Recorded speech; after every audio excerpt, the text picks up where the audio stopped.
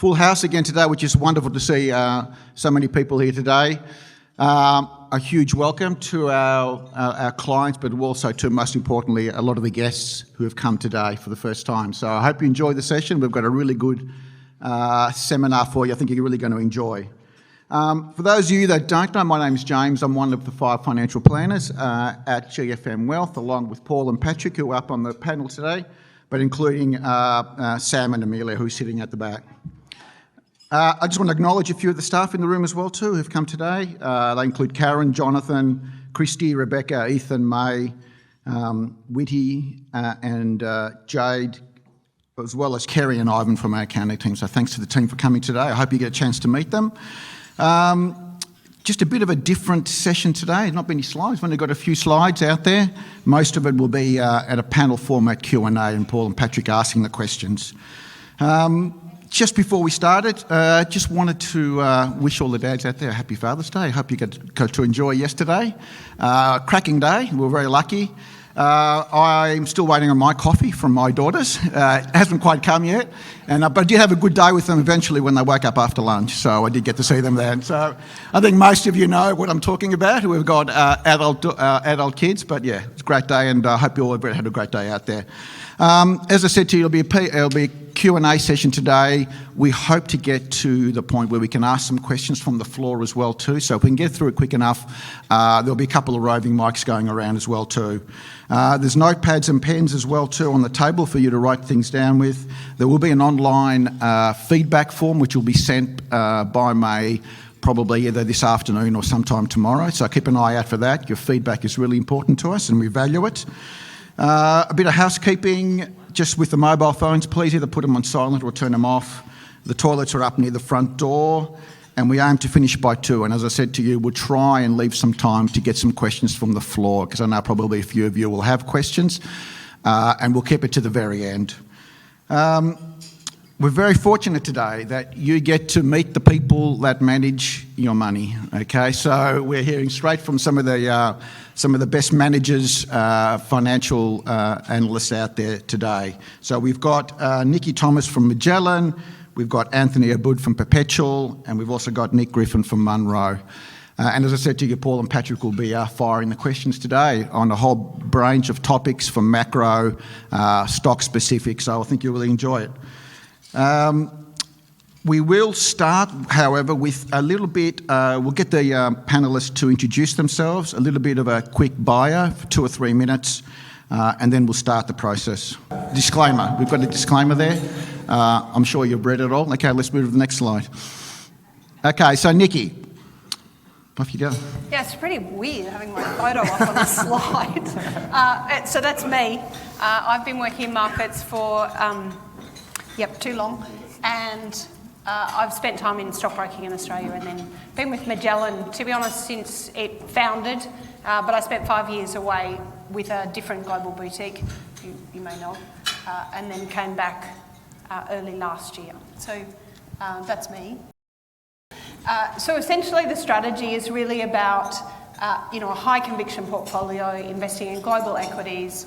We think about where we can find conviction around stories that have really exciting long-term growth opportunities.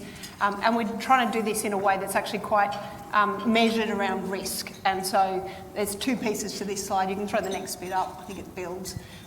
One's really around thinking about the return opportunities that are ahead of us. And typically we're thinking about big addressable market, secular growth opportunities, finding companies that we can see outstanding opportunity ahead, but finding the businesses that we think are really high quality and advantaged against that. So not just any little thing. We're often in the bigger stocks. And that helps us manage the risk profile of the portfolio. So it is about taking a very measured approach to risk. It tends to be constrained in terms of the amount of risk we'll take across the portfolio. And that's done in various ways, but it includes a lot of very deep research that's done internally. And we literally look at what we should invest in, and then we approve those at an investment committee. And if it doesn't make the grade at investment committee, it's not part of our investable universe. So it's very structured around only buying great quality businesses and making sure we really deeply understand what makes this business so good and how good the industry is that's behind it. So that's us. We try to deliver a compound return. It's about absolute return for us. What's that saying? You never retire on relative returns. So we're honestly trying to grow people's money over time. We set a benchmark internally of 9% per annum net of fees, but we look at a portfolio today that we think should be doing double digits over the next 3 to 5 years. And then this gives you a sense of the sort of companies we have in the portfolio. I love this slide because it gives you a sense of where we see really exciting opportunities, and then it gives you a few of the stock names against those. The reality is technology is changing our world in so many ways, and so you see all the buckets up the top that are really around digitisation. It's around how technology is delivering shifts in markets, and thus the companies who are doing that well are getting the market share gain. So they tend to grow above market, and they do it in a way that captures it without taking a lot of risk.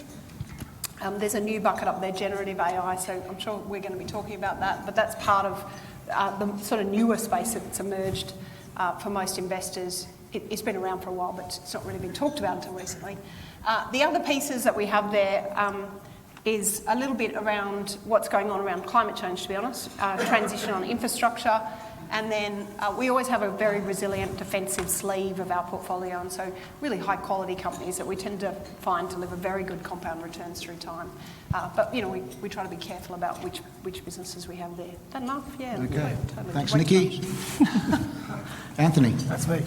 My name's Anthony Bird. I work at Perpetual. I've been Perpetual for 11 years. I've been in the markets since '98. Worked as a stockbroking analyst for about 8 years, and then worked for the Packer family, which became Elliston, on an absolute return fund, and then came to Perpetual. I'm the Deputy Head of Equities, and I run the Industrial Share Fund, the Pure Equity Alpha, but the Share Plus is the fund which we're talking about today. The Share Plus fund is a long-short product, so that sounds a bit funny, you know, long and short, but what we're basically doing is shorting is trying to be able to generate return from stock going down in value. And so combined with the long, it can actually create a new source of alpha, or a source of alpha over and above your long portfolio. So with the Share Plus, you've basically on the long side, you've got the access to obviously the big Perpetual team. It's got the same process. The Perpetual's been around, the long-running funds have been around for 60 years. The same process, quite conservative in nature, a bit contrarian. We like investing alongside companies which have got founders as major shareholders and are involved in the business. We don't mind buying cyclical companies when they're not going so well. We are classified as value, but we love growth. We love growth companies. We just want to get them at the right price, whether or not there's something, you know, the market doesn't like them at the time. We just want to make sure we get the right price for them. So that's what Perpetual typically offers you on the long side. What we add to this in the Share Plus is shorting. And so what we're looking for is we're pretty much where we disagree with the market, where we've got a view which is different from the market. And with shorting, given the asymmetry of returns, you sort of need to get your timing right. So we identify red flags. We observe the psychology of the management of the business because we feel that they know the problems before the rest of the market do. And so we observe the red flags and to try and get our timing right on the short, which adds to the alpha generation of the company. We're predominantly an Australian fund. We can invest up to 20% globally, but it's predominantly an Australian fund. It is index aware, but we are quite a long way away from the index. But that's us. That's the Share Plus. Okay. Thank you, Anthony. And finally, Nick. Yeah, thanks very much. Thanks very much for having me. My name's Nick Griffin. I'm the CIO and one of the founders of Munro Partners. Munro Partners was formed in 2016 to effectively be your global growth investor. Does anyone in the room know what a Munro is, just out of interest? Not one hand. Okay. Munro's are mountains in Scotland, and so maybe I'll give you a bit of an insight as to why we formed Munro Partners. Munro's are mountains in Scotland over 3,000 feet, and if you go to Scotland, you can go climb them all. There's actually 286 of them, and a female a few weeks ago did it in 31 days. She climbed 286 mountains in 31 days, and broke the record. We named ourselves after Munro is because I spent a lot of my time living and working in Edinburgh. And in Edinburgh, there's some great fund managers. These great fund managers, they sit in a faraway place and take really long-term views of the world. Some of them are over 100 years old. Businesses like Ballygifford, Aberdeen, Standard Life, you would have heard of them. When I set up Munro with my partners, our goal was to sit here in Melbourne, Australia, where we are based, and take long-term views of the world, and long-term views of the world around growth equities. So our goal is to be your global equity manager and to focus on growth. And so a bit like what Nikki was talking about, the idea is to find big structural changes that are occurring in the world and to find the resulting winning and losing stocks. And that could be as simple as, streaming takes share from regular TV, so Netflix is probably the winner of that and has been for a long time. Or digital advertising takes share from regular advertising, or e-commerce takes share from retail, or decarbonisation takes share from other areas. This is effectively what we've done for 17 years now across 2 firms. So 10 years at our previous firm and 7 years at Munro. And we've compounded a double-digit returns throughout that period. So we have a 17-year track record of more than 10% per annum following this effective process that I talked about. We have 3 funds available for our clients as global growth products. And the last thing I'd just say is I'm probably going to be the glass half full guy today because as a growth investor, that's what we permanently are. And there's 3 products available. One is the absolute return fund. So again, a bit like Anthony's, it's a long-short product or an absolute return product. That's designed to take risk in these areas, but with downside protection. It's looking for double-digit returns per annum through the cycle. As I said, it's done that for 17 years. Definitely had a more difficult last couple of years as growth's been sort of slightly out of favour, but happy to report that we are through that and still in the double-digit return cycle. And so that's the absolute return product. The second product is the long-only product. That's exactly the same thing, just fully invested the whole time, so slightly higher risk. Definitely for the younger people in the room, rather than the older people in the room, but definitely point towards the absolute return product. And then our last product is really a thematic product. It's a climate product. We just think decarbonisation has the chance to be as big a structural trend as digitalisation was, and so we set up a standalone product for people who are interested in that, who want to invest in that, who think like us that this is a long-term possibility. So those are the 3 products, that's who we are, and thanks very much for having us today.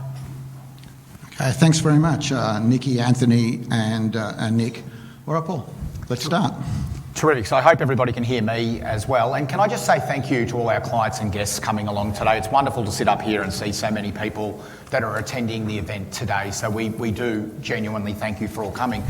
May I also add, we are, GFM, and you as clients and guests are very privileged to have 3 presenters like that we have today. In Nikki and Nick, you have 2 very prominent and high-quality global managers, and in Anthony as equally a prominent domestic manager that are really at the top of their game. So I think you'll find today's session in terms of the questions and answers particularly interesting. And may also add, we'll sort of defer the domestic questions to you, of course, Anthony. So you've got to give us all the answers as to what's happening here in Australia. And then we've got Nikki and Nick who'll help us on all things global. So let me perhaps start with you first, Anthony. Mm-hmm. Now, quintessentially, you're a stock picker, but you're very lucky. You get to get in front of a lot of these companies and talk to management, talk to other analysts and people. So I'm very keen to get an overview, as our audience is, on how you see things at the moment here in the domestic economy. Like, we've got interest rates, we've got inflation, albeit falling, business conditions and the like. Broadly, can you give us a little bit of an overview as to what you're seeing? Yeah, sure. I think the first thing, we just came through reporting season, which is quite busy.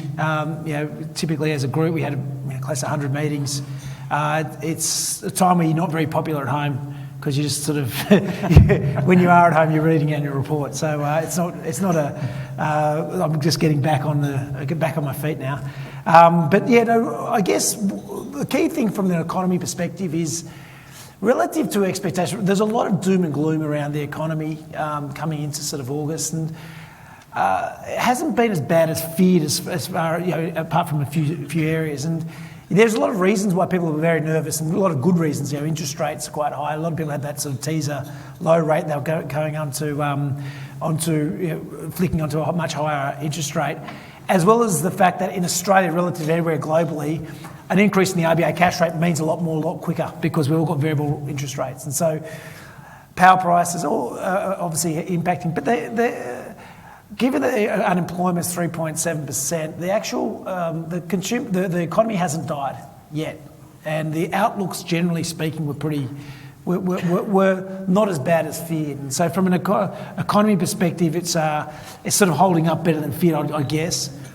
From a corporate perspective, the only issue coming forward is that we're coming off record margins over the last couple of years, and I feel that probably that's going to be shared more and more with labour, power companies, insurance companies, and so what we're starting to, and obviously banks. I mean, what we're starting to see is margins start to come under a bit of pressure, because the first year of inflation, all companies talked about it and just put up prices, didn't have any extra costs.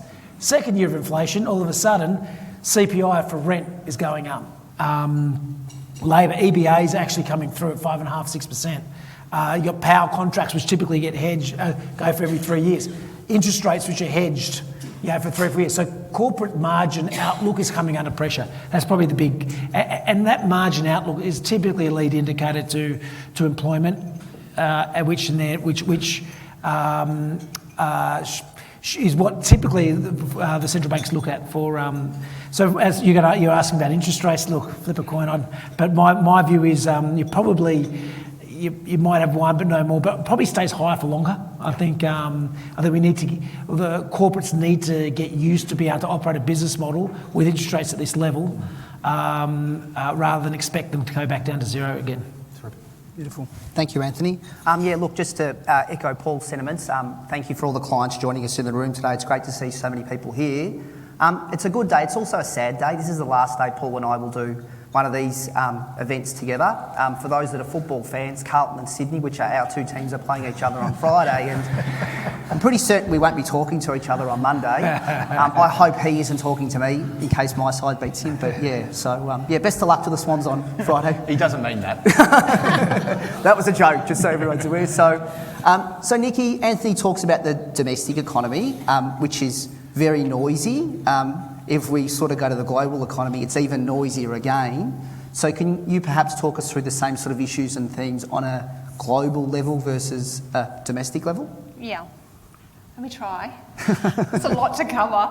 But I guess, look, big picture, I would say we're anticipating, as has been long anticipated, that there is a recession in the pipes for most parts of the world.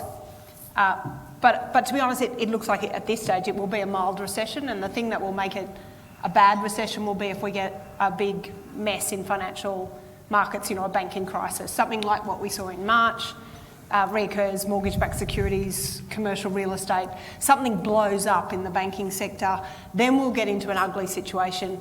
It's an impossible to call event, but when rates move this quickly upwards, it adds an element of risk around the financial system and liquidity. So it's one to watch, but put that to one side. Saying that we think a mild recession might be coming means you get a slight negative period of real GDP growth. That actually could mean positive nominal GDP growth because inflation's still going to be in the 2 to 3%. I'd be much more optimistic that will play out okay in the US than I would in, say, Europe, UK, maybe even Australia. And the reason why I would say that is that the thing to watch is what's going on with inflation expectations. And they're actually a bit unanchored in all those other markets. If people expect inflation to keep coming, they keep asking for pay rises. And then you get wage price spirals that get out of control. And then central banks jam the brakes on even harder. So I would say that's a low probability event in the US, where we already have quite anchored inflation expectations. It looks like rates are probably, peaking out at this level, but I'd agree we're going to stay in a higher rate environment. For those of you who've been in the room for a little while and seen rates at 18%, you don't need to worry about rates at 7%. So, it'll be okay. And I think the important piece is they will hold to make sure inflation comes under control. So that may mean rates have to stay up for a while, but as long as we get inflation under control, we'll end up with a much better outcome than inflation out of control. And so that will be, and the central banks around the world are absolutely focused on that. And then you just have to think about where the growth's going to come from, because the reality is you can talk a lot about the economic cycle, recessions and so forth, but there's lots of cycles. Some cycles have already played. So we had a big cost out coming through in the technology space over 2022 because they overinvested, hired too many people, put too much cost, and then as revenue slowed, they've gone into a major cost cutting. So that cycle's been and gone. We're actually on the other side of that by and large. The housing cycle, so you've got to think about where you're playing, where the opportunities are going to present, and where value then is emerging. And so that's our job. That's what we're trying to do. So I would say a mild recession is kind of our base case. But that doesn't mean we're not really excited about what's going on in markets and opportunities for us to find good investments. Thanks, Nikki. Nick, as the optimist, can you tell us your views about the global economy? Yeah, so I'd just encourage people in the room to sort of distinguish between interest rates and the global economy to a little bit. So it's important to understand, obviously interest rates have gone up a lot, and that caused a lot of pain in financial markets last year. And that's really because that's the thing that most asset prices are valued against, okay? So your house sort of goes down in value based on what you can borrow. Equities are sort of attached to that. And so I would argue that if the interest rate's going from 0 to 5, as they have in the US, or 0 to 4 in Australia, for equities, most of that pain's already been felt. Does that make sense? And so you're now just dealing with what Nikki's talking about, which I think is right. Is something else going to go wrong? And so far nothing has, so that's the good news. And secondly, how slow is the economy going to get? What's that going to do to earnings? And the reality there is I'd encourage people to think very clearly that the equity market, more and more so in my career, has become less and less like the economy. The equity market's not actually really the economy. And particularly in the US, it's not. You have to understand it's the top 500 companies in the US, which in many cases is, in the top 100 companies in the world. These companies' earnings are growing because of reasons that are apart from the economy, whether it's AI or decarbonisation, or whether it's, just quite simply, as Nikki pointed out, they've already cut the costs last year. And so we see sort of three things going on here, and they're all quite positive, I'm afraid, and you alluded to it. But the first is, if interest rates have really peaked, well, that's great, because that foot on the throat of asset valuations has gone away. And that's what we had to deal with last year. Second thing I'd say is, we're sort of a year into, or more than a year into a bear market. So it's important to understand that the equity market prices it in before it happens. Does that make sense? Because it's liquid. So even though around you might see a slowdown happening, the equity market to a certain extent has already tried to price that in. And the last and most important one is, at least for the companies we look at, the earnings have started to go back up again. And the earnings are starting to go back up again either because they're cost cutting or they're leveraged to something that's really got not much to do with the economy, whether it's in healthcare or whether it's in AI. And that earnings growth ultimately equals share price growth. And what you're investing in, quite frankly, when you invest in global equities, is you're investing in growth.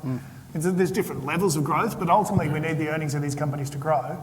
And if their earnings grow, then their share prices grow with it. And so those three things have all turned. The last one was earnings, and it turned in February, in our opinion. And so while the market might get ahead of itself from here occasionally, and it probably is right now, I do feel much more confident about the next 3 to 5 years than I was, say, last time I was here a year ago.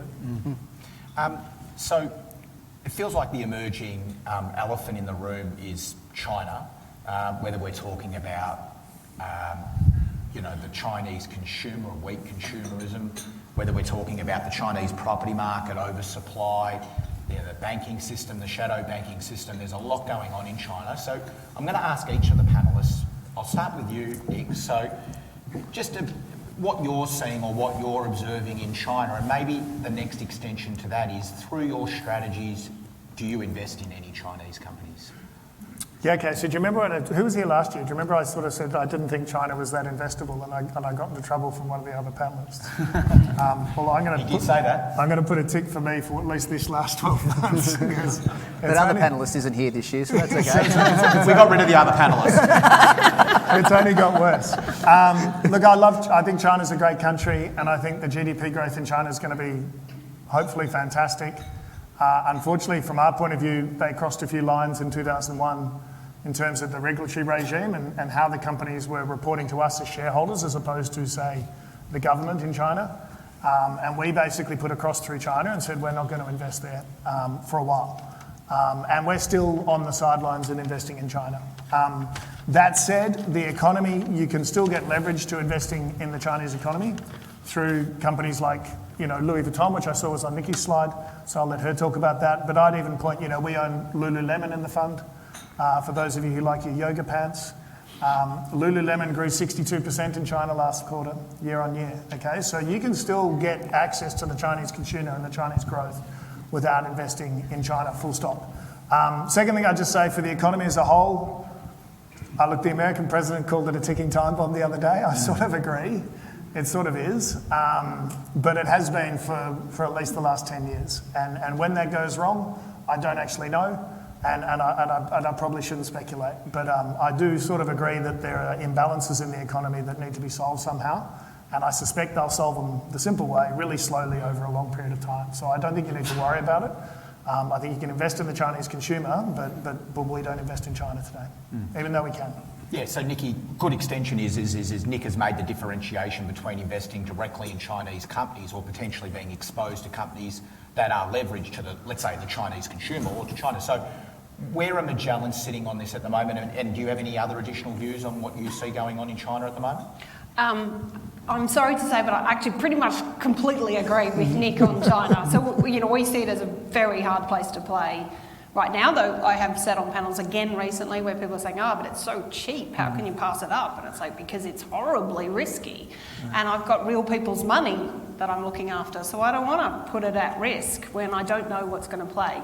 The consumer confidence in China is horrible. They have deflation. They have communist rule.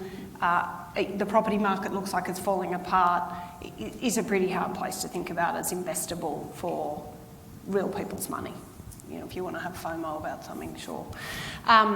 Where's it interesting? So the thing we've learnt talking to people on the ground inside China is that the wealthy Chinese are doing their damnedest to get their money out.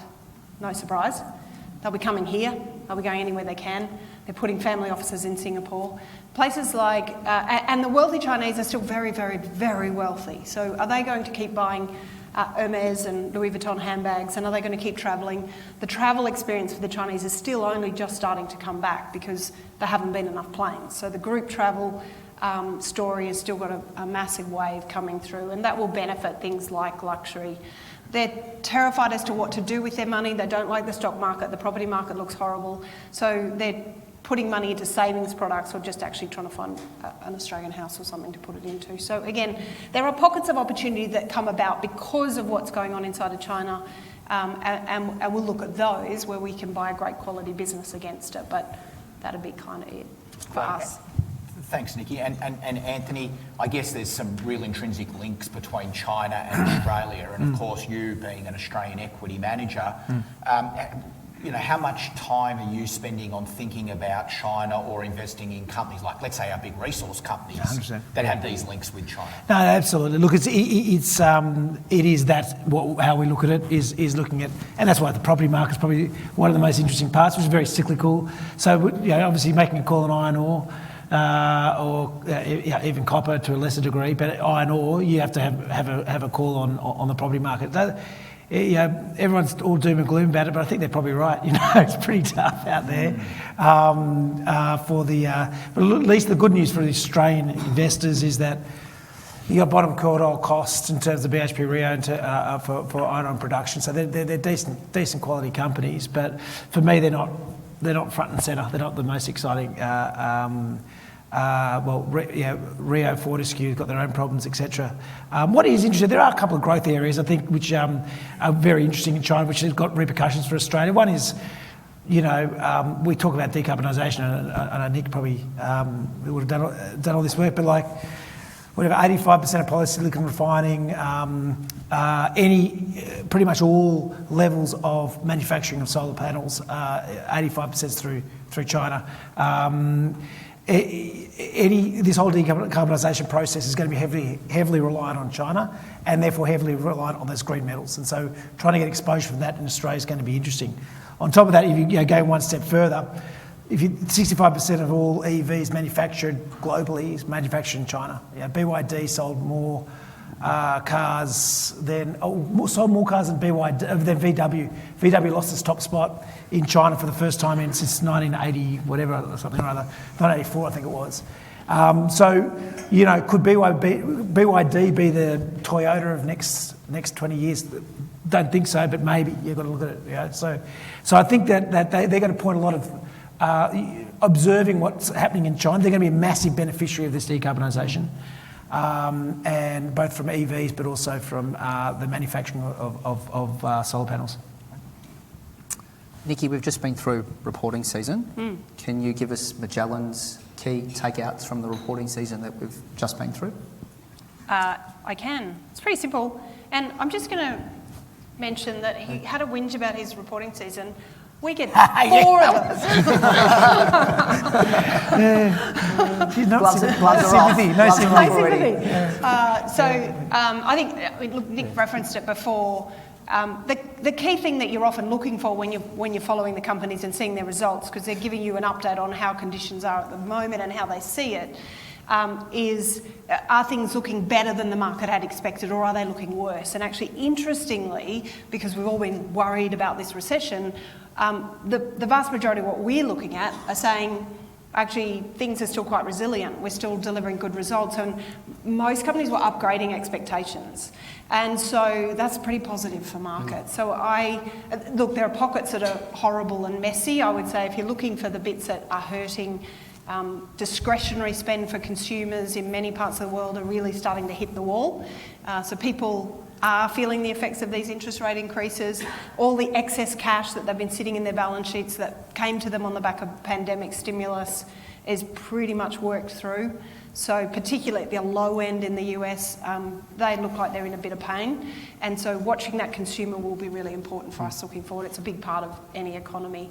And then when you look at the industrial space, it's all about orders versus inventory levels pretty much. But I think what gives us some comfort is that as you think about all of the policy stimulus around climate change in particular, but there's a lot of policy stimulus coming, it's creating new growth opportunities for a lot of companies. And that money hasn't yet started to change hands. So once it does, we will see companies with big opportunities for new manufacturing or new businesses that will come out of the back of that. And so we've got inflation in the US, unemployment at 3.8%. It's usually, the increase we've seen is usually enough to stop rates going up.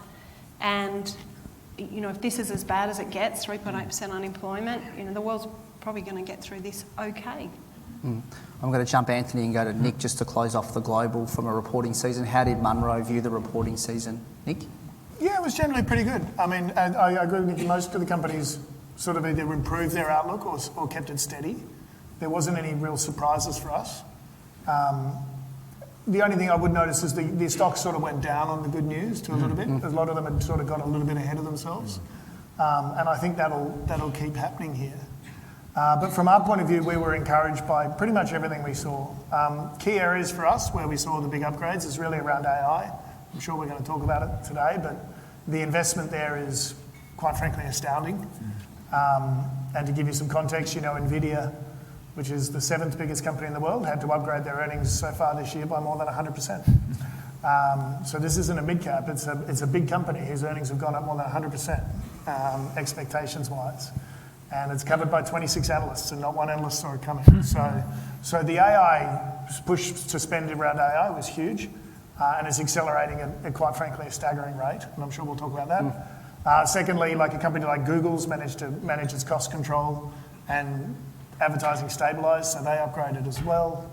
And even the luxury good companies, coming back to the China stuff, still had reasonably positive results as well. So from our point of view, we're getting much more back into what I would call a business as usual market. And it's business as usual, which is you basically find the companies that are doing well, they upgrade their earnings and their stocks follow their earnings. And last year was not business as usual because the discount rate went from 0 to 5 and made this really hard to work out what we as equity analysts do. So it was very much business as usual for us. And look, barring an unforeseen event, as Nikki talked about, and I'm not saying that won't happen, like it could, but you should see that continue throughout the rest of the year. And most importantly, I've been travelling, and I know Nikki's going travelling, but you even go to see the companies now. They're not talking about the macro anymore. They've sort of moved on. Everyone's aware of what the macro is. We're sort of touching points around what's happened next week or what next quarter, but what everyone's talking about is what's happening in the next 3 to 5 years. And I'll give you one last example, and sorry I'm not talking a bit here, but I was actually in the Microsoft offices in June, and I was there with a couple of other investors. And I don't know if you know, Microsoft's released these Copilot products that are AI products that are going to help make everything more productive. And we spent the whole meeting talking about these AI products. And at the end, I just said, can I just say thank you so much for releasing these products this year and getting us to look at it, because we didn't have to talk about the macro for the whole meeting. So what we're talking about is what are these products going to do for them for the next 3 to 5 years, and that's what we as investors should be doing. And yes, a much more of a business than usual environment as far as we're concerned. And Anthony, from a domestic perspective, just to make clear, I'm talking about the domestic economy, not how things were at home for you during the reporting season. So can you give us some comments about how Perpetual saw the domestic reporting season? Well, I'm going to do some marketing for these guys, but net downgrades in Australia. You know, I think Australia in some ways is behind the rest of the world. I mean, our market has held up much better than globally over the last 18 months, or especially the calendar year 22 we were slightly up, and the market, we were slightly down actually, and the rest of the world was down 20-odd%. So we've held up a lot more. There are downgrades to expectations in the order of 3 to 4%, as all on costs, as I was talking about before. So that's what surprised everyone. So we look at resources, for instance. What surprised everyone on the upside is CapEx and OpEx expectations, and production was much lower. That's probably positive long term for actual commodity prices, but for the actual earnings and cash generation, pretty poor. Financials, the capital intensity for non-bank financial institutions, much higher, so lower dividends from not the big four were fine, but everyone else is struggling. So yeah, we just saw that cost start coming through from labour inflation from the EBAs, from interest, power, etc. And so that's where we've seen the downgrades. I suspect Australia more so. We haven't gone through the pain of a lot of job cuts like the offshore tech companies especially have. That could be ahead of us in the next sort of 6 to 12 months. But that's it's not as good a story as global from the earnings front. Thank you. Righto, these guys are sick about talking about the macro, so we're going to get into talking about investing and markets, which is really in their wheelhouse. And we will talk about AI in a moment. Perhaps I could start with decarbonisation first and foremost. Now, may I just say, this can be a very emotive topic, decarbonisation. We're not here to tell you about whether everything is warming and the like. I think it's relatively obvious that governments, corporates, households are decarbonising. So this creates this enormous opportunity in what we call an area of interest being climate change. So I'm going to ask each of the panellists, but I'll start with you, Nick, because you run a specific climate change fund. Can you talk to us about how you go about investing in this thematic and why? Yes, okay, so following on from your comments, if you assume that every corporate on the planet's going to set a net zero target, which they pretty much have, and they're going to attempt to decarbonise their business. So BHP has a net zero target. They publish a sustainability report. It's about 200 pages long. You can read it if you want. And on the page, they'll talk about how they're lowering their carbon footprint over time. And then Microsoft has the same view, and Starbucks has the same view, and Walmart has the same view, and Tesla has the same view. So I think it's safe to assume you're going to attempt to decarbonise the planet. And a lot of companies are going to spend money on this. And so from our point of view, it's somewhere between $50 and $100 trillion to decarbonise the planet, and it takes somewhere between 30 and 50 years, okay? Big round numbers. And so that's $50 to $100 trillion in revenue for the companies that help enable that decarbonisation. And so when we invest we're not investing in ESG companies per se, obviously ESG is important, but we're trying to invest in enablers of decarbonisation. I'll talk about one. For instance, so one of the companies we invest in that we would think is an enabler of decarbonisation is a company called Kingspan. It's listed in Ireland. They make insulation products. They specifically insulation panels. Okay, and so if you're Tesla building a gigafactory, or if you're Microsoft building a data centre, or Amazon building a e-commerce hub, you used to just build it as cheap as you could, but now you've got a net zero target, so you're worried about the thermal efficiency. And so Kingspan is selling more and more of their product to these companies to create the thermal efficiency that's required for these companies to hit their targets. And so it's actually managing to grow through a building material cycle that should, in theory, be negative. Other obvious examples are utilities or companies that sell into the electric car shift. You're just looking at anything that's helping to enable that decarbonisation and to help this energy transition to occur, and the companies that win from it. I gave you one. We have about 6 in our main funds, and in our standalone product, we have 15 to 25 that we think long-term have the best chance of collecting this revenue opportunity which comes from our attempt to decarbonise the planet. That's my short summary. Terrific. Nikki, from Magellan perspective, how are you guys looking at decarbonisation? Is this an area that you're investing in? Yeah, so that was one of the buckets on the slide, because we do similarly see you've just got to follow the money at the end of the day, and the money's heading in this direction because governments are putting policy in place to make people lean forward on this and trying to get us there. So I guess the things that we're thinking about, there's a few different lenses around this. Physical climate risk, it might feel bad today watching floods and fires. With us, even with all the work that we're doing today, it is going to deteriorate for another 10 years without any question, unless we can start doing something really incredibly good. So physical climate risk is something you have to be really thoughtful about in portfolios, whether that's around insurance. We own Lowe's, which is like Bunnings. They're going to get an additional TAM that comes about because of the constant rebuilding and work that's going to go on around physical climate risk. As we said, governments are leaning forward, and those policy decisions ultimately are about creating change in what companies do with their money and what investors do with their money. And so that a lot of that is yet to even start to be distributed, but there'll be big subsidies either to buy a car or to build a factory or whatever it is to get us moving in the direction of decarbonising. This comes with enormous new addressable markets, and so investors get very excited about big addressable markets that are emerging because it's opportunity. I just caution, big addressable markets doesn't mean great returns on capital. So it's really hard to find a solar business that makes great returns because it's really commoditised. The Chinese are super good at this, and they sell them really cheaply. So as an investor, you have to be really careful to not just go, oh, solar's going to be really exciting, because of course it is, but can I make money investing in it? And maybe you won't. So we do a lot of work to make sure that we're investing wisely around this and not just chasing big dollars. Yep, good answer. I could keep going, but I'll stop. That's enough. No, great. It's interesting. So Nikki touched on a valid point, Anthony. What about from a domestic perspective? Clients come in all the time. I think they see the thematic and they're interested to invest. Yep. And they do have this domestic bias, and they say to us, well, what kind of companies here in Australia are looking at this? And Yep.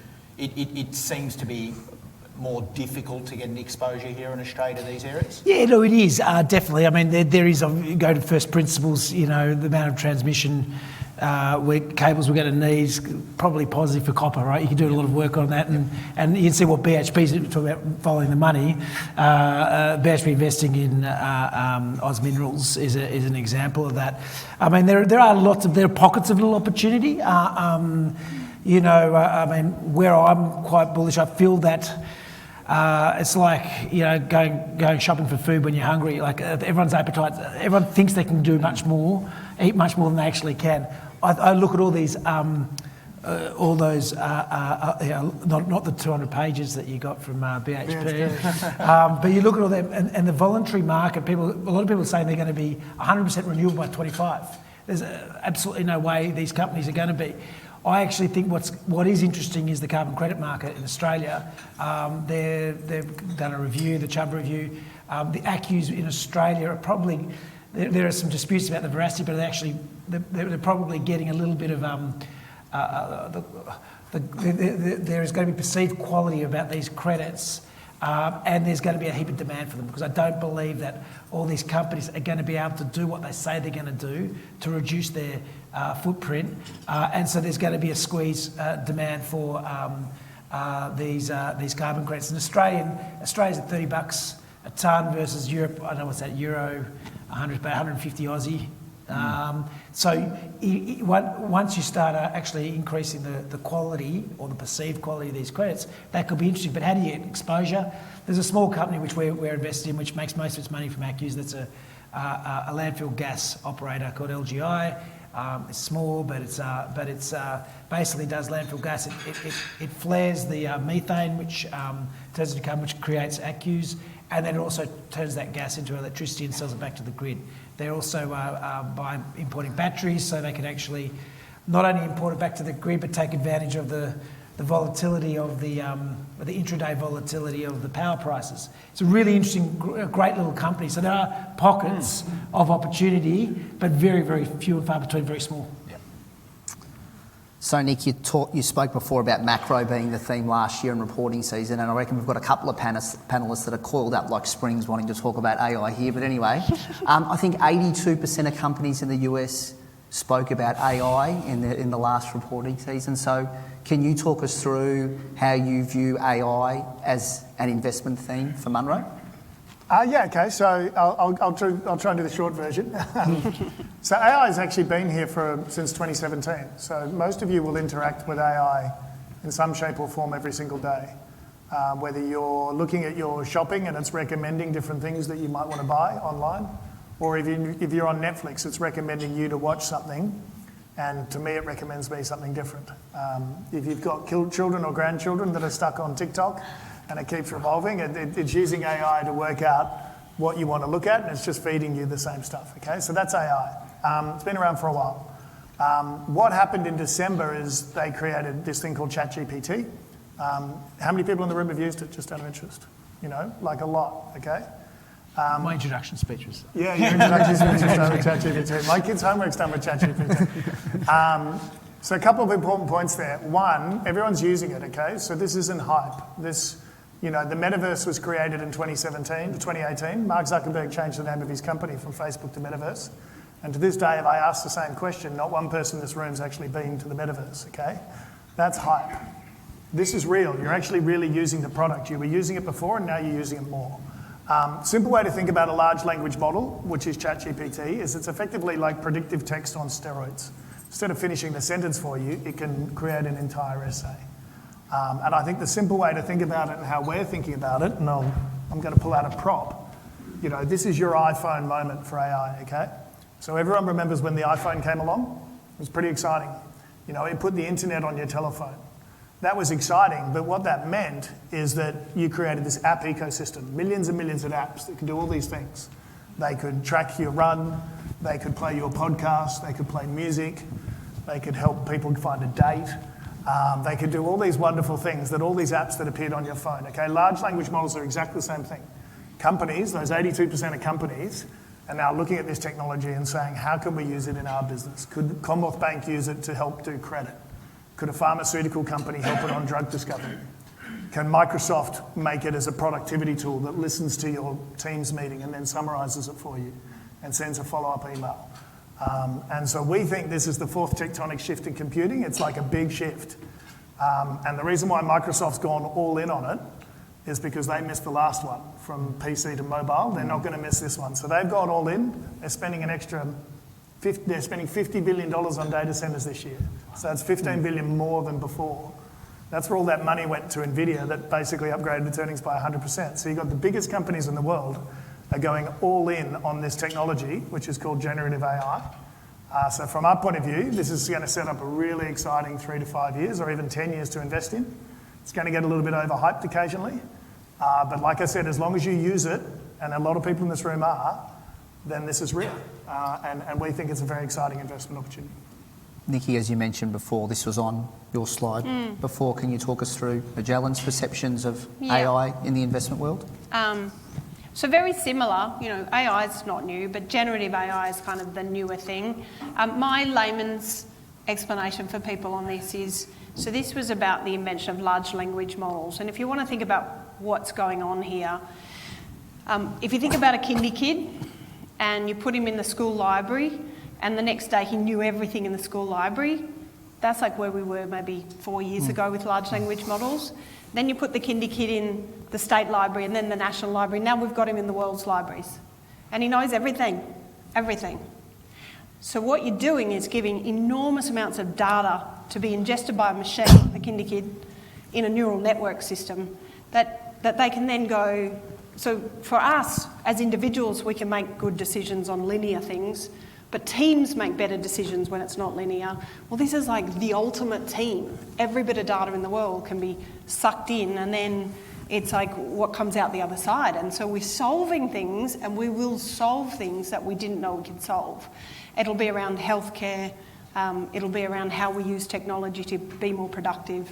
So there is enormous opportunity that will come about because of this as we get integrating this into businesses and start commercialising it.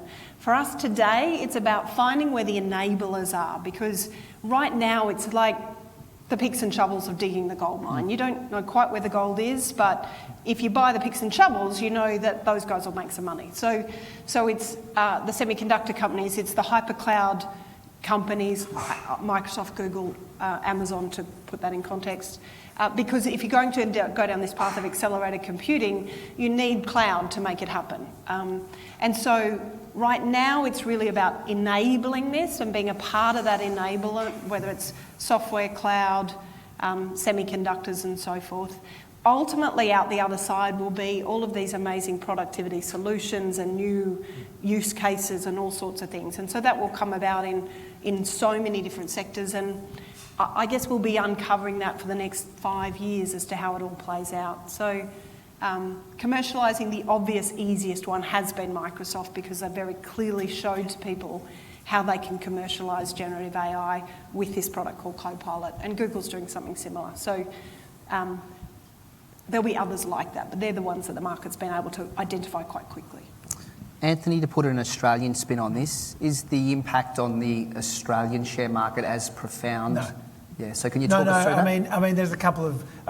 yes, the demand for data centres has gone through the roof. There are a couple of companies which have varying degrees of leverage to that, of the pure data centre place like NEXTDC, but Goodman Group has done a good job actually getting good patches of dirt, which have historically been used for warehousing, which they're converting into data centres, which for them, they're creating product really for super funds, and so they're capitalising on it. But it's really at the margin. Where we're looking at it mostly is look, companies which have got unique sets of data and are going to be able to use that to be better on the revenue side, but more, we feel that there could be a lot of opportunity on the cost side. And so from a white collar perspective, improving productivity in some of these big companies, maybe you mentioned CBA before, but you want to be one of the first movers there, because you'll become much more efficient if you're able to use your data, the generative AI, to become much more productive, and there could be sort of much margin expansion over time. It's early days for that, but that's sort of where we're looking at it. Can I ask, are you within your teams using AI at the moment? Not yet. We're very early stage. We're doing what a lot of other people do, and that is leveraging, basically feeding into model, or just all the words coming from transcripts from which is a lot of people do it, right? Yeah. So we're not doing anything to. What we want to over time will be interesting to be able to combine that with internal notes, internal meetings, etc. But it's early days. Yeah, Nikki and Nick, just out of curiosity, do you use... Yeah, it's being used, but I wouldn't say we're doing anything groundbreaking. No. I think we're doing what's obvious at the moment. I'll give you an interesting snippet though. The other day, a couple of our analysts were in the lift going upstairs, and we have a law firm in the same building, and there were some young lawyers obviously in the lift, and they were chatting, and they're like, so I did this with ChatGPT. It's like, yeah, don't tell the bosses. So if you're a young, if you're starting out in law, you spend a lot of time just reading case law and trying to figure out what's useful and stuff. You now just give that to a machine and it has the answer like that. So the possibility of some of these white collar jobs where it's been about trying to figure out what will be helpful for a case, looking at all this data, those jobs are going to change dramatically. Nick? Yeah, look, we are using it, but mainly, I know this is, I think, a lot of people are going to run into, but you can literally ask it, to compare the gross margins or the growth rate of Lululemon, Nike, Adidas, Hoka. You can ask it every single one, and it'll go into all their annual reports, and it'll pull out the data, and it'll give it to you in one screen. Take 2 minutes. And so, to Nikki's point, it saves an analyst effectively half a day doing that. So it is a productivity tool, and that's what we're using it for. Although I would say this, you know, we are right at the start, so the accuracy is sometimes not 100%. It does hallucinate. And so you have to think about that as well. And so the really big question for us on these AI tools is, yes, we're using them. Lots of people in this room are using them. You've got to think about, are you going to use them lots more? And I think the evidence is already there that you will. But a bit like the shift to the cloud, there'll be teething problems over time. It will happen slowly. Things will get overhyped and underhyped, but ultimately, everyone in this room is going to be using these products 3 to 5 years from now. I think you can take that one to the bank. Yeah, using the Father's Day analogy, my daughter was at a sleepover on the Saturday night for the Sunday, and I got this very elegant text on the Sunday morning from my daughter about Father's Day. And I messaged her back. I said, "Oh, that's beautiful, Olive, thank you." And I showed my wife, and she laughed. She said, "Do you think she wrote that?" She said, "ChatGPT wrote that." She goes, "Wait till you get the card." I get the card, "Dear Dad, love you, Olive." But it's just an example. And the kids, you know, it was clever, wasn't it? The text was this long. I thought, how impressive it is. But that's you know, at the very simplest form, the way we're starting to think about using it. Anyway, we'll talk about technology now, right? I think it's fair to say the tech stocks have had a very strong run of recent times. You know, we're talking about, you know, let's say since the start of the year. And largely that has been driven by the excitement around AI. So what I guess I want to ask about how each of you view the valuations in technology at the moment. I'm going to start with you, Anthony. Mm-hmm. The amount of tech stocks that you can invest here in Australia is somewhat limited, but when you look at the domestic tech stocks, what do you see from a valuation perspective? Yeah. Look, I mean, there's the big three, the SEEK, real estate and car sales. Look, they're, by and large, they've been out of our remit at the moment from a price perspective. They're not. I mean, SEEK is quite a cyclical company. Their reinvestment of capital from both them and real estate has been questionable in terms of the returns they've generated from buying stuff overseas. So, yeah, for us, we have owned car sales. I think that's sort of something when it raised capital, but it's now getting into that sort of 30-odd PE, and it's not something which is going to, you know, which is a bit up there for us, especially given the growth profile. They're not sort of something which is going to double earnings in the next sort of 3 or 4 years. So they're getting a bit up there. Xero is a very, very good company, but again, I struggle to get my head around the valuation. So we're obviously on the sort of fundamental value perspective. We saw some good opportunities earlier this year, like where we bought a car sales, where everyone was worried about long duration stocks, and we saw, you know, your companies like your Goodman, your car sales, etc., which had fallen off a cliff. So there were some opportunities there. I just feel the opportunities within Australia, relative to the quality that you're getting overseas, it's not even close. And so you're paying up for something which is nowhere near as good as what the global guys can invest in. Yeah, good answer. So let me divert to the global guys. Nikki, I'll start with you. So the thing that I often think about is I'm keen for you to see, you know, it's a sort of very broad question. How do you see the valuations in technology? Maybe I'm going to add another extension to that. Can you ever afford not to own these companies? Can you be brave enough to say, I'm not going to own Microsoft, I'm not going to own Apple, I'm not going to own this? So how vexing is it for you as a global manager, not just looking at the valuations, but deciding whether you can afford not to have them, if that makes sense? Yeah, interesting question. Of course, you can always not own something if you think it's ridiculously priced. Our perspective around what something is worth really comes down to understanding much more than what current earnings is, and actually thinking about what the returns on capital in this business are, what sort of cash flows. At the end of the day, the value of a company is the present value of expected future cash flows. Okay, it's just a really important thing to keep in the back of your mind. I have analysts come to me and say, "Oh, the PE's got to 30," and it's like, "Tell me about the future cash flows." So expected future cash flows, and if expectations of future cash flows keep going up, share prices will follow that. And ultimately, you have to ground yourself in what are the cash flows going to be in this business, and then the discount rate obviously changes with interest rates. As Nick said, we've been through that, so that bit's pretty stable. So as I think about technology, there's certain technology stocks that I would never be invested in because I can't work out how they're ever going to make money. They've survived because of cheap capital, and maybe they'll get taken out, maybe they will survive, maybe I'm wrong, but I don't have any certainty. Where I get certainty is some of these unbelievable platform companies like an Amazon or a Microsoft or an Apple, and the cash flows that these businesses will generate for the next 10 years, and the opportunity for them to deliver bigger and better cash flows as time goes by, as they keep monetising the opportunities ahead of them. They are so competitively advantaged in what they do that, you know, I don't need it to grow 50% per annum, but if we can eke out, you know, 10 to 15% per annum compound earnings growth, cash flow growth, we're going to make a lot of money. So that's ultimately what it comes down to for us. What are these businesses going to generate, and can we have conviction about that? And then lean forward on the ones where you really genuinely have conviction. Great. So Nick, I'm going to ask you the same question, then I'm going to throw a real live example in there, NVIDIA, right? So how much is NVIDIA up since the start of the year? About 300%. 300%, okay. So you own But this... it fell 50 last year, so if you do the maths, it's only up 20% versus 2 years ago. Okay, maybe not a good example. No. But that's okay. No, it's good. Yeah, it's good. So how are you seeing global technology? How are you seeing valuations in technology? What are you looking for? And then let's throw NVIDIA in there. What do you do as a portfolio manager if it's a big position and it's up 300%? How do you handle all of that?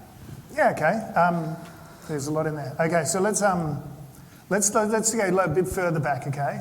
So just if you think about equity markets are made up of a few great winners and thousands of really mediocre companies, okay?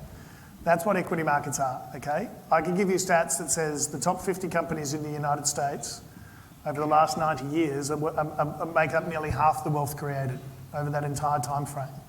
Yet 25,300 companies listed in that time frame, okay? So this is a game of few winners and lots of losers, okay? That's what equity markets are. You know that here in Australia because CSL has worked out that, you know, blood plasma solves things, and you know, Macquarie runs rings around the other banks, okay? So when you're talking about the big tech companies, they are these few winners, okay? And in tech, you sort of have to double down on that a little bit because in digitalisation, you know, you get this winner takes most effect, okay? So you don't have, like, for instance, Google's the #1 search engine in the world, and there virtually is no number 2. And, you know, Australia doesn't invent these businesses. They end up being in the United States because of these network effects. You know, Netflix is the #1 streaming platform. There's a 3, 4 and a 5, but that's about it. So you get this few winner complex, okay? So from my point of view, I agree with what Nikki said. You know, the shovels are the easy way to play this at the moment, and that's the hyperscale data centers in the cloud. So when you put stuff up into the cloud, you might be doing it with Xero or Salesforce or some company, but it ultimately ends up at 4 companies on the whole planet. Amazon, Google, Microsoft, and if you're being generous, Oracle, okay? So 4 companies on the whole planet own the cloud, okay? So you really should be invested in them because you know the cloud's going to take share over time. And not one of these companies is back through their all-time high yet.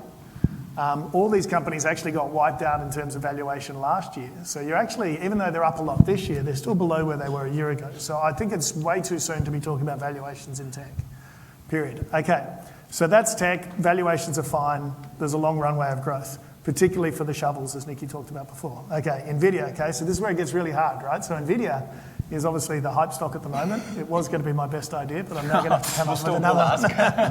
Okay, so NVIDIA is growing its earnings very, very fast. So as Nikki said, you know, the expected future cash flows is changing at a very rapid rate.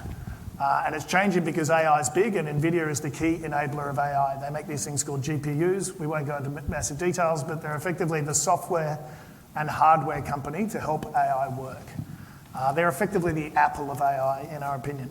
And so what we would do is we'd forecast what we think earnings are going to be 10 years from now and 5 years from now. And then we'd compare that to the market and then we'd discount it back. And so when we run the numbers about how much servers in the world need to become accelerated, and as they become accelerated, NVIDIA sells the GPUs that make them accelerated. I can go into details later if you want. NVIDIA has an 85% market share in GPUs. So they're the #1 player by far. There will only be a couple of players here, like in everything. You know, there was only Apple and iOS and Android in mobiles. There was only Microsoft and Mac in PCs. There was only IBM in mainframes.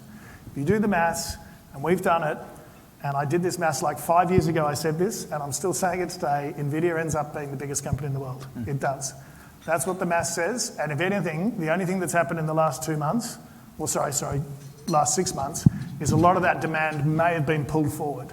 And we're going to get these bumps along the way like we had the year before. But if you just want to buy it and hold it for a long period of time, we think it ends up being the biggest company in the world. That's what the maths says. And so we've either got our maths wrong or we've got it right and you just have to wait. Okay. Interesting. Now, we've been very positive here.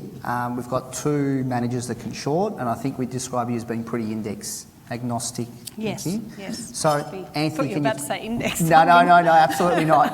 Anthony, can you talk to us about perhaps the areas that you're avoiding or shorting? Doesn't need to be sure. stock specific, No, but that's all right. That's Yeah. all right. I won't be stock specific, but where we're seeing decent opportunities are companies which are either business models or capital management policies based on zero or low interest rate environment.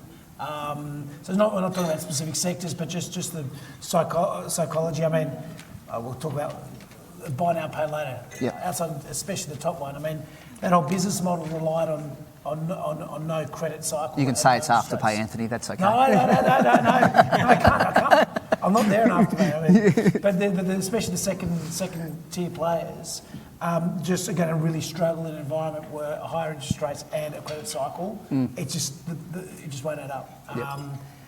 Then there are companies, in Australia, more in the US, but in Australia, where every spare cent of free cash flow they generated, they went back to either tuck-in acquisitions or buybacks or capital returns, and have come to a situation now where their volumes are starting to come off at a time when the interest rates are now starting to roll and they're getting this nice crunch in earnings, and they just kick the can down the street selling small businesses, etc., until they have to bite the bullet and raise equity. And so we're seeing companies which thought they were defensive, or the market thought they were defensive, aren't actually defensive.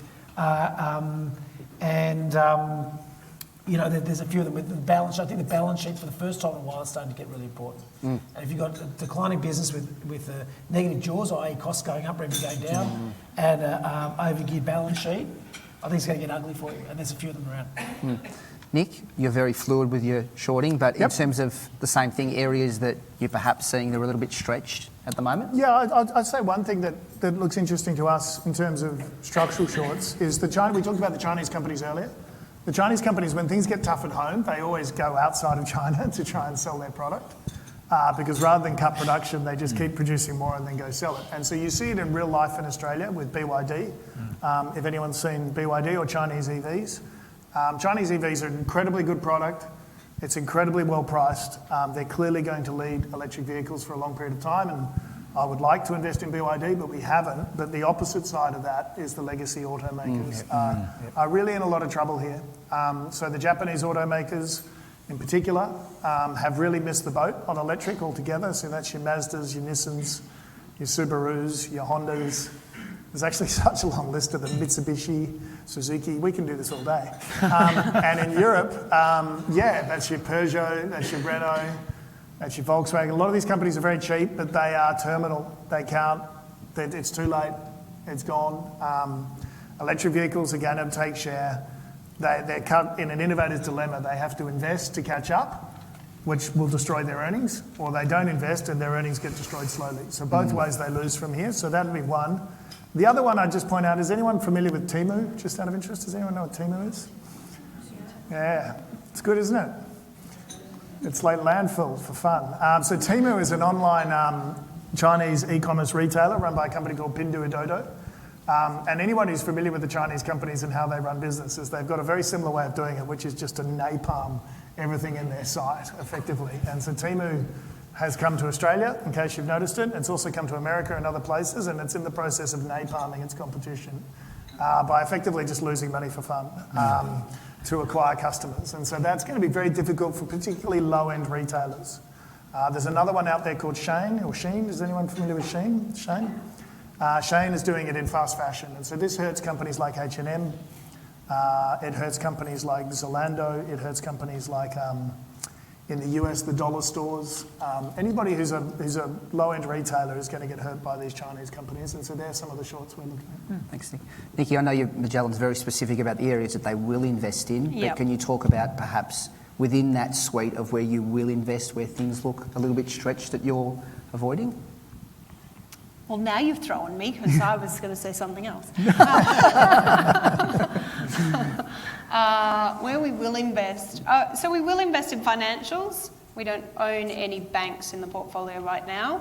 I talked to you about the risk of a financial crisis are impossible to call whether that's a 10% risk, 20% risk, 50% risk, but it's a risk that's ugly if it happens. It's pretty binary, so we don't have any banks in the portfolio.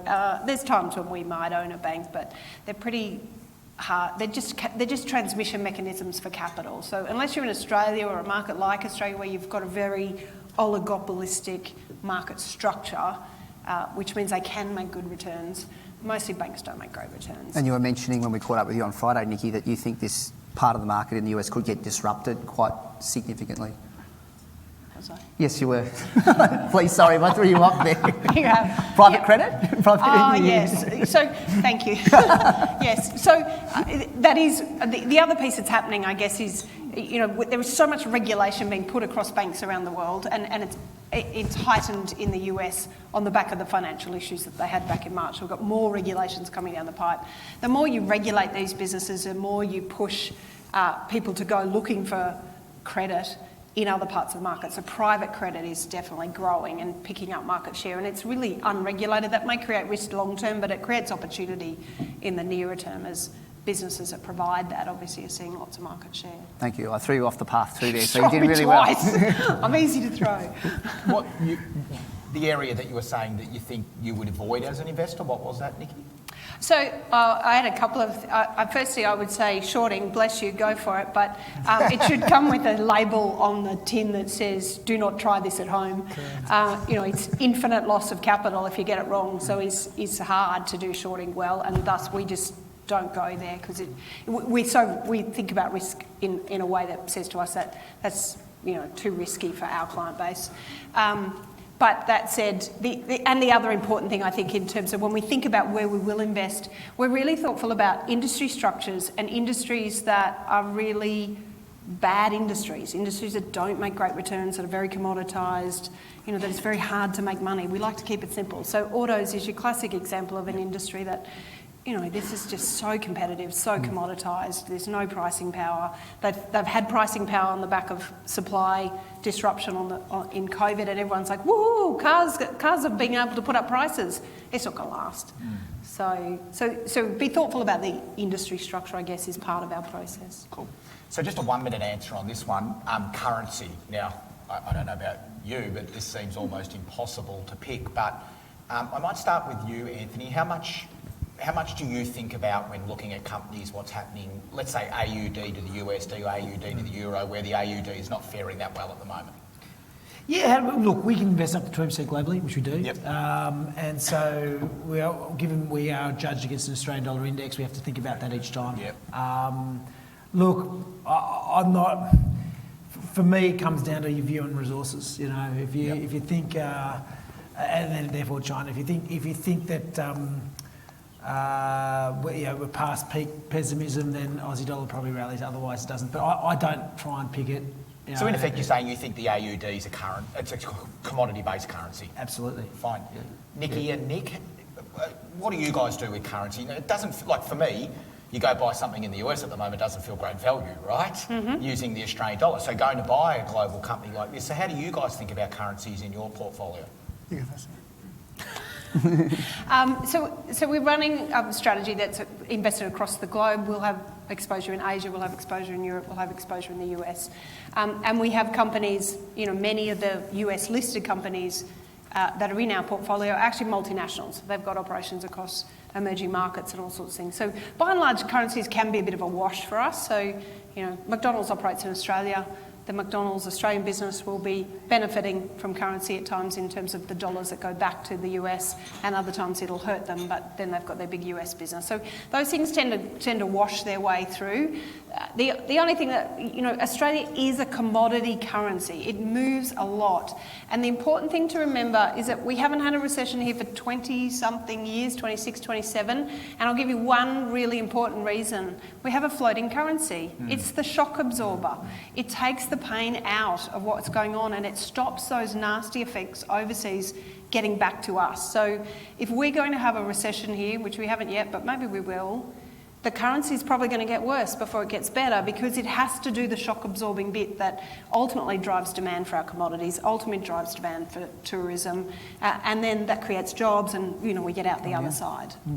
So I guess I'd ask you, Nick, as an Australian investor, if I buy into an unhedged international fund, am I running the risk right now that you could be buying all of these wonderful stocks that are performing well at a portfolio level, but I'm not getting the results I want because the AUD is not working in my favour? Yeah, you can. And so maybe, so we run long-only products that are similar to Nikki's. We run them unhedged, and we run our absolute return product where we can hedge. Obviously, all of them are benefiting from the falling Australian dollar at the moment, so performance, looks better than the underlying stock because you're making money as the Aussie dollar goes down. We have been in the absolute return product, we can hedge. We have been hedging. We've been hedging way too soon, to be honest. So we were hedging back at the end of last year.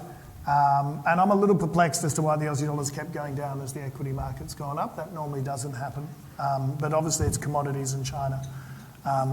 One thing I will say, I don't profess to be a currency expert at all, but I started my career like 24 years ago, it was 75 cents. And between then it goes up and down, but it generally averages 75 cents. And so simple math, you're on the low side of that. We'd expect to get back to the middle because I don't see fundamentally too much wrong in Australia. I don't think we're Greece where we just go down forever, or Argentina where we go down forever. So it should find its way back to the middle at some point. Great. That's just great before we get James up, Nick. But anyway, so we've got a really interesting Sorry, panel. I didn't know that, This Sorry. is our last question to the panellists, and I found out a few things about our panellists today. So Anthony, you've got 4 daughters. Yes. Nick's got 4 sons, and Nikki's got 1 boy and 2 girls. Yep. Now, I'm not going to ask you to pick your favourite child. It's a that's much, easy. much more difficult question than that. It's your highest conviction idea at the moment in terms of a stock, Nikki. So I'll start with you. It's actually much harder than picking my favourite child. This is being recorded, by the way. Oh, they know that too. No, I am kidding. But I do find it hard.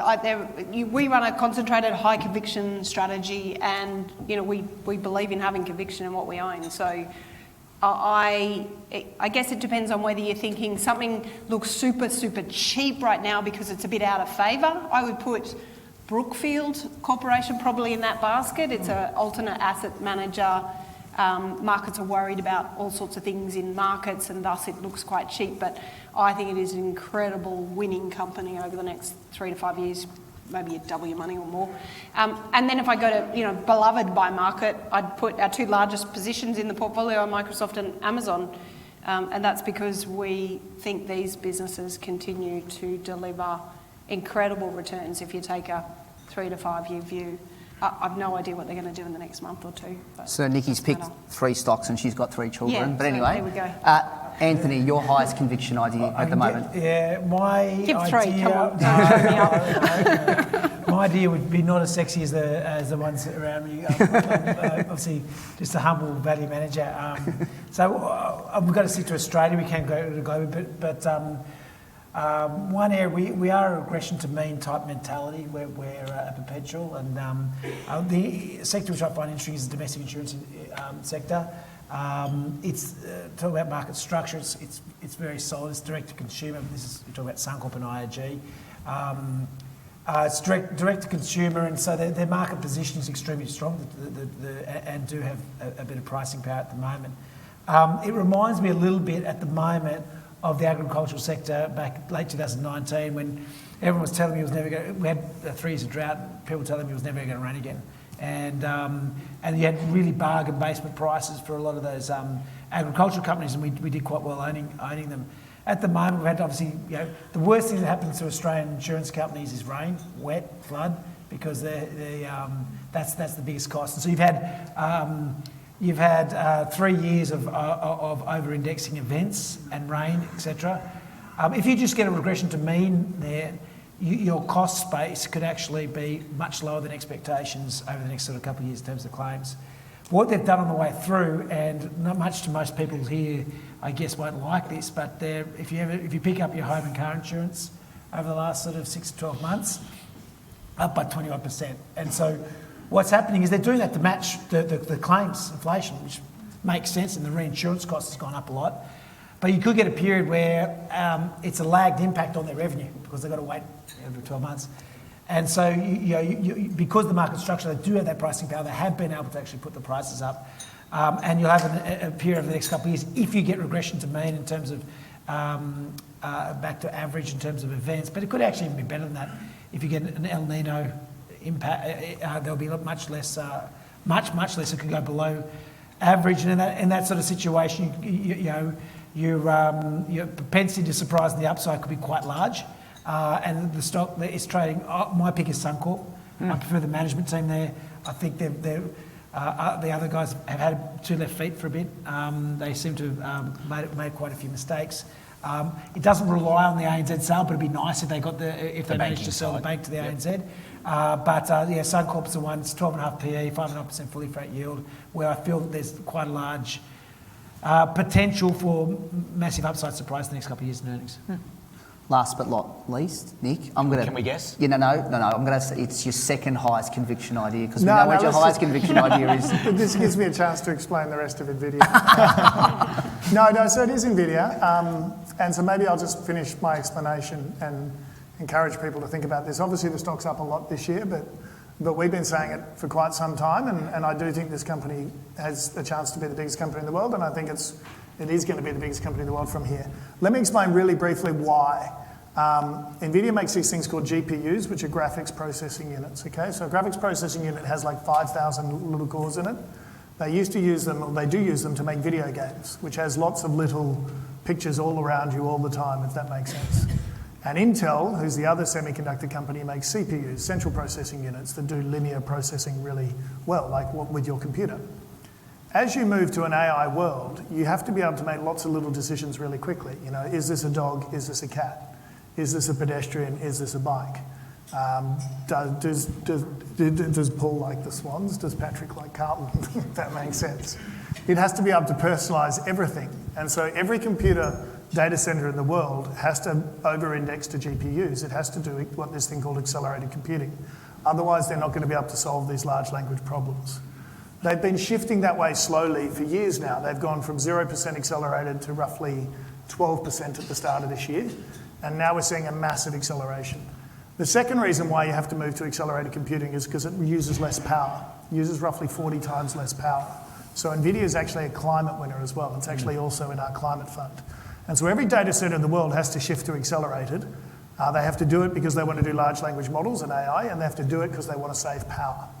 And so as that 14% goes to 60% over the next decade, NVIDIA has an 85% market share in GPUs. Now, their market share will go down over time. There will be competitors.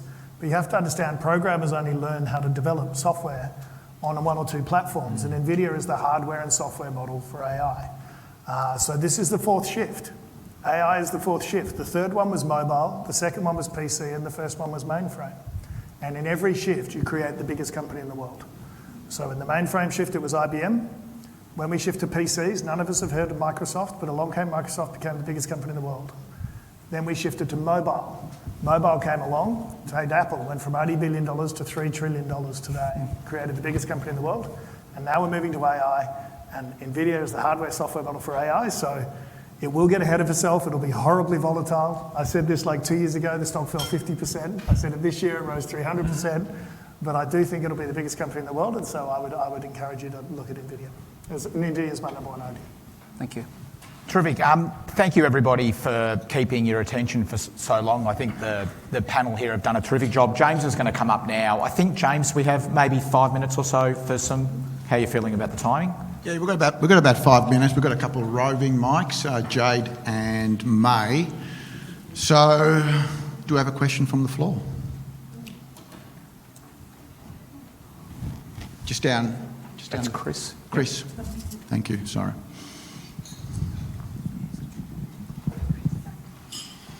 Yeah, just a couple of questions. One, talking about decarbonisation, in particular vehicles, do you see it moving more towards synthetic fuels or electric cars? And the second question was, what's that word you keep saying? Is it NVIDIA or VIDIA? NVIDIA. NVIDIA. NVID. Oh, God. yeah. Sorry. Yeah. What is it? I just think of the stock code. NVDA is the code. It's interesting. No, it's on the Nasdaq. Okay, I'll do the electric car quickly if you want, or if you want it. So yes, electric, and think about synthetic fuels are there, but but they're sort of a short-term stopgap. Electric is what every platform's moving to, and you should think about, and good people are doing this, grabbing a car and tearing it apart and buying all the pieces within it that you think's going to win. And that starts with copper and work your way all the way through from there. Through power semis, to electric cabling, to battery technology, etc. They're all the winners in the same way that, when the iPhone first came out, they smashed it, worked out all the bits, and those were the companies to invest in, and that was Qualcomm and others, etc. back then. So yes, electric.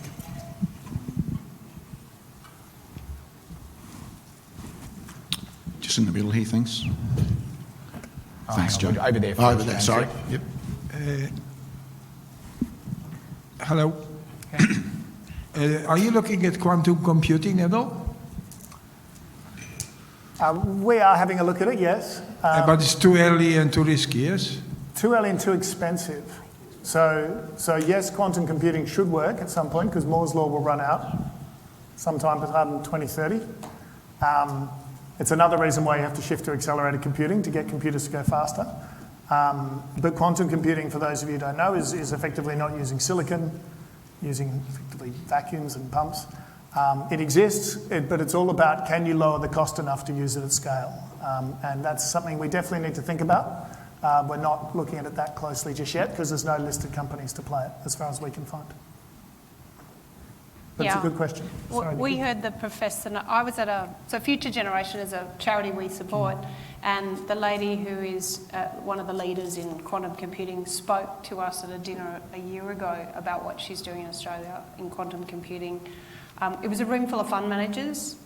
I think we all went, whoa. So there's nothing really listed at this point that plays to that, but it's pretty complex stuff. Just here, mate. While you're handing the mic, how important is it to, I know this sounds crazy, but how important is it to invest in stuff that you understand? Yeah. Right? As opposed to going to a conference like that and thinking, what in God's name's going on? Look, 100%. I mean, I need to understand it. So that's why I invest in simple business because I'm pretty simple. Yeah. Well, simple doesn't make it not investable. No, that's right, exactly. In fact, less moving parts makes it very investable. Absolutely, Yeah. Simple is beautiful. Yeah. Agreed. Before I ask my question, I'll help Paul out here and put Patrick back in his place. I'll just say, go Lions. But my question is, we've talked about China, but if I put it to you, whether it's impacted or not, if the war in Ukraine with Russia stopped tomorrow, will that have an impact on shares globally or whatever? Yeah. Look, different sector. I mean, you'd argue the first thing I'd think about is that energy prices probably go down. I know they're down below where they were before pre-Russia, but you'd have to assume that you'd probably see an increase in supply. A lot of the Russian oil is still coming into the market, but it'll probably see a lot of that sort of market is about perception. But you'd probably see the energy markets come off, but that may not be that negative for markets. It'd be probably be a perceived positive for consumers. That's an extra lower tax on the power. I'm talking about gas, coal, oil. That would be probably perceived positive for the underlying economy. What do you guys think? I would say you're going to find this annoying, but if the war ends, how did it end? Is a really important piece of the puzzle. Yes, So it's really unlikely to end, to be honest. We had our call with Mike Morell, who's the ex-CIA guy, last week. In fact, talked a lot about the Russia-Ukraine situation and how they're seeing it. The takeaway for me from that conversation was, because a lot of people were like, well, wouldn't it be great if Ukraine got their land back and we all did the right thing and it was all wonderful. And he was like, be careful what you wish for, because a lot of Putin's mindset is actually going back to correcting a historic wrong in his mind, that Russia should have had all this country. And so when you get into the headspace of what's going on here and what's trying to be achieved, it's really hard to see it ending overnight. A stalemate and just a slow walk is probably the best outcome we can look for. But if it was to end all of a sudden, how did it happen? Was there a nuclear strike? It's not good. So, but I wouldn't be looking for that, to be honest, for what drives markets from here.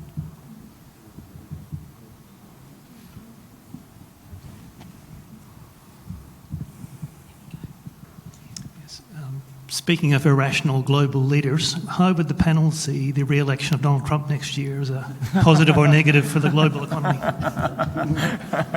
What was the question? The question was, how does the panel Okay. see the Re-election of Donald Trump. I'll do one. I was actually on holidays recently, and you know when you see Americans, they're either Trump supporters or they're not.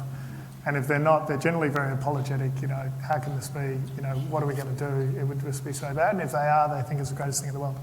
I'd just point out that we already know how Donald Trump being elected is going to affect markets because he's already been president once, and it was obviously very volatile. But ultimately, the policies are what they are, and the two-party system in the US dealt with it to a certain extent. You have to understand that even the things that they propose still have to go through the lower and the upper house, same as they do here. Just the difference in the US is the president formulates policy rather than the government.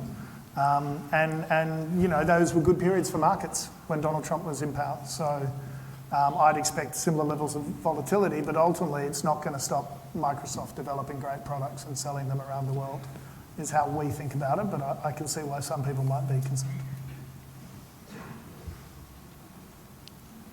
Okay, I think we're at 2 o'clock. Let me just further that in relation to politics, and I'll ask Anthony, make it local. So how do you invest with politics in mind, or do you invest with it all? So take, for instance, Qantas. Everybody's travelling, everybody loves it. People are asking, Qantas, everyone's going to go overseas. All of a sudden, bang, Alan Joyce and Qantas are in the firing line. The share price has tanked over the last few days. Does that does politics have a impact? If you're, Nick would probably say, a big part of decarbonisation is understanding the politics. A big part of understanding the politics. They're typically lagged indicators of polls. So if you understand what the people are thinking over the next 2 to 3 years, obviously between an election, you'll get a forward indicator of what you think the next policy change is going to be. Going to your point about Qantas, if you said what's the biggest risk to my Suncorp bet, and that is they have a great year where they actually prices have gone up and they'll pull out somewhere where either Suncorp or AG has overcharged someone or something like that, and then there'll be talk of, we've got to regulate prices, this, that, the other. So that it is absolutely really important, in things like Qantas and Suncorp, especially when things go wrong. But I would argue also in decarbonisation, yes, there's that big movement, but politics can make the short term volatile. Okay. All right. Thank you, everyone. Can we have a round of applause again for Nick, Nikki, and Anthony? Thank you.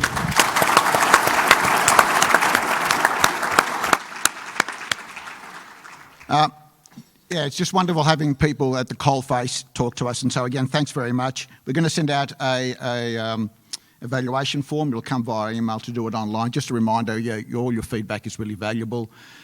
Thanks again for coming. We'll hopefully see you in the next seminar coming up fairly soon. Thank you.